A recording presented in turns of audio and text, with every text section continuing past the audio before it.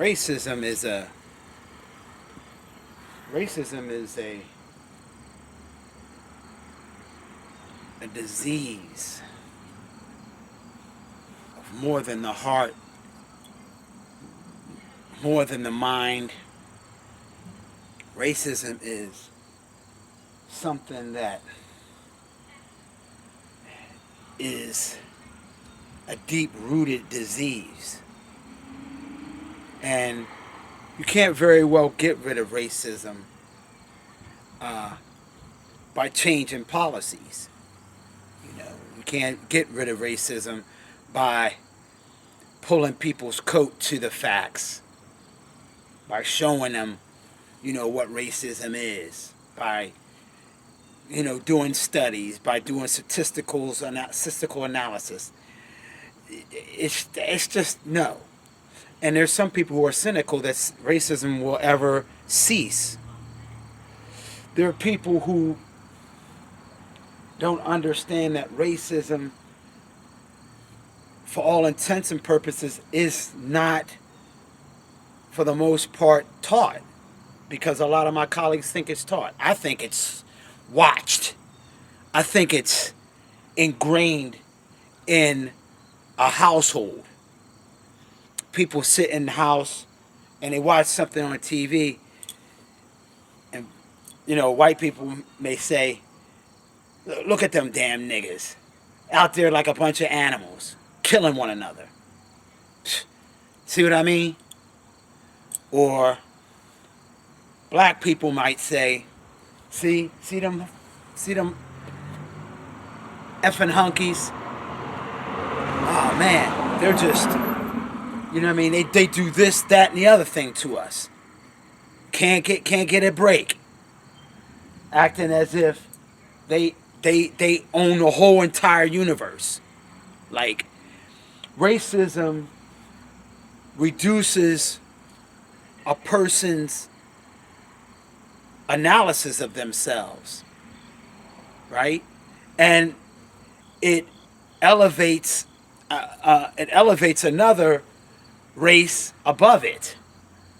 Like, children, when they play, in their wisdom, when they play, they don't. This is before the parents get to them. They play as if, whatever. If you take something from me, you just took something from me. It doesn't have anything to do with your color. It don't have anything to do with your sex. They call it sexism. That's racism too. It's just a different name. It all falls under the same umbrella. You know what I mean? And so people think that, if I can belittle another race, if I can make small of them, if I can make them insignificant ant, then I can propel myself above them. I can make myself more important, or that my station in life is more important than theirs, right? When you look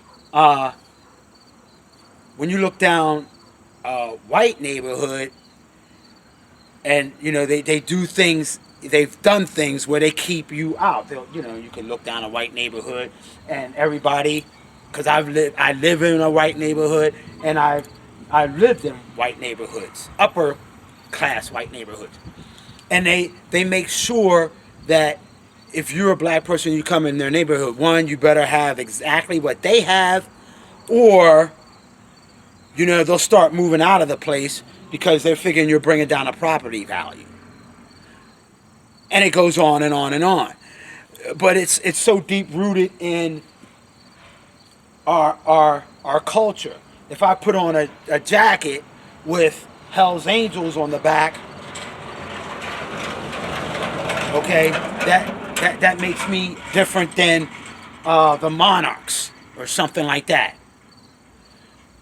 Colors. They used to do it with colors. They had a rap, colors. You know what I mean? And so on. Grips and Bloods. You know what I mean? So it's even something that we make up to say that, oh, by the way, you're not a part of this clique. You're not a part of this group. And that's all racism. Heck, I've seen women that get mad at men because men have something that they don't have. They figure they were born in the wrong body and they want to be a man. You know, I've walked by and see two girls, and I look at one and the other one look like what you looking at, like, you know what I mean, like I don't have a right to that. Like my eyes are, I'm supposed to just keep walking forward. Like my eyes aren't, you know what I mean. That's a form of racism, and it goes on and on and on. And this disease it festers, makes you, it makes you feel as though I gotta do something to keep these people from being whatever. See. Now, you know, with me, there's always a solution. You know, this special report says, you know, there's always a solution to an issue. If you want to cure yourself of racism, this is what you do. If you're a black person, dress up in your Sunday best or whatever, you know, and go into a white neighborhood in a white store. And don't worry about if they question you, if they say, oh, you know, can I help you or whatever. Act just like a white person. Say, no, thank you. You know, don't get offended. Just be higher class in your mind. Be higher class in your mind. You want to cure yourself of racism? Don't allow the racism to penetrate here first, right? And then, if you're a white person, you want to cure yourself of racism, give up something, okay, that you absolutely cannot live without. Something, you know, and I'm not talking about your air to breathe or food or anything like that, but something that you cherish. Give it up and give it to a black person. Okay? Both sides watch black and white films because it's just black and white. You can make the person on the screen black and you can make the person on the screen white. Okay? This is how you cure yourself of it. When you saw my videos of me in the courthouse, did you see the air of superiority that I had? The air of, I belong here. This is my home too. Just like out here is my home. Out here is where I belong too. See, I can exist in both places. Both places are my home. I've cured myself of the sickness, of the evil that is racism. Racism